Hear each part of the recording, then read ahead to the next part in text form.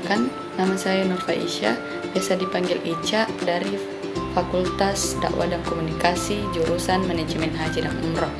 Saya akan menjelaskan tentang teori komunikasi lintas budaya dan agama untuk memenuhi tugas komunikasi lintas budaya dan agama. Dunia kita semakin terhubung. Setiap hari kita berinteraksi dengan orang-orang dari budaya dan agama yang berbeda. Tapi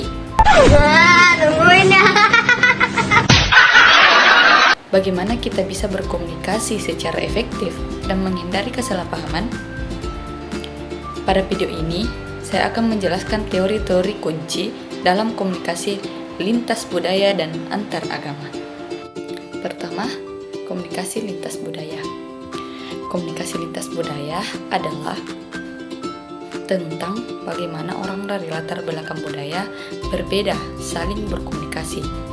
Perbedaannya itu bisa dalam nilai, kebiasaan, dan bahasa, dapat menyebabkan kesalahpahaman. Contohnya itu, seorang turis Indonesia yang terbiasa dengan sapaan yang ramah dan dekat mungkin merasa tersinggung jika disapa secara formal oleh orang barat yang lebih menjaga jarak.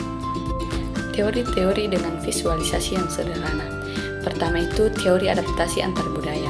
Teori adaptasi antar budaya ini menunjukkan proses adaptasi seseorang ke budaya baru, seperti belajar bahasa baru atau menyesuaikan diri dengan norma sosial. Contohnya, kita sebagai seorang mahasiswa Indonesia yang akan belajar di Amerika Serikat. Yang kedua itu anxiety uncertainty management. Manajemen teori menunjukkan bagaimana kecemasan dan ketidakpastian dapat menghambat komunikasi. Contohnya itu seseorang yang merasa gugup saat berinteraksi dengan orang asing. Yang ketiga itu Fetch negotiation theory menunjukkan perbedaan strategi dalam menangani konflik antar budaya individualistik dan kolektivistik. Contohnya itu perbedaan cara menyelesaikan konflik antara orang Amerika dengan orang Jepang. Dan yang keempat itu, dan yang terakhir, teori akomodasi komunikasi. Pada teori ini menunjukkan bagaimana orang menyesuaikan gaya komunikasi mereka untuk mengakomodasi orang lain, atau konvergensi dan divergensi. Contohnya itu seseorang yang menyesuaikan kecepatan bicara dan bahasa tubuh saat berbicara dengan orang tua. Itulah teori komunikasi lintas budaya. Selanjutnya yang kedua itu komunikasi antar agama. Komunikasi antar agama memiliki karakteristik unik karena melibatkan nilai-nilai dan keyakinan yang sangat mendalam. Pemahaman akan hal ini sangat penting untuk membangun dialog yang konstruktif. Contohnya itu perbedaan dalam interpretasi teks suci dapat menyebabkan kesalahpahaman antara penganut agama yang berbeda. Misalnya perbedaan dalam pemahaman tentang konsep jihad dan Islam. Dan yang ketiga itu model kompetensi.